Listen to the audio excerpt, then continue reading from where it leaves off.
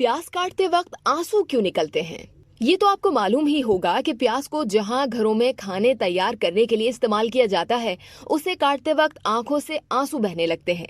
ऐसे मौकों पर अक्सर सवाल ये जहन में उठता है कि आखिर क्या चीज है जिसकी वजह से आंसू आते हैं।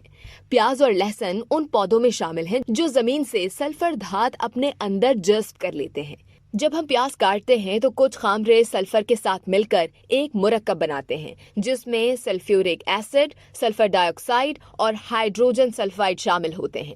ये मुरक्कब गैस की शक्ल में खारिज होता है और आंखों में शदीद जलन पैदा करता है, जिसको खत्म करने के लिए आंसू के ग्लैंड्स आंसू जारी कर देते हैं। इसमें मौजूद दो केमिकल्स सिनप्रोपेनेथियल एस ऑक्साइड और लैट्रिमेट्री फैक्टर सिंथेस आंखों में इन गुदूदों को मुतहरिक कर देते हैं और आंसू बनकर आंखों से बाहर निकलते हैं।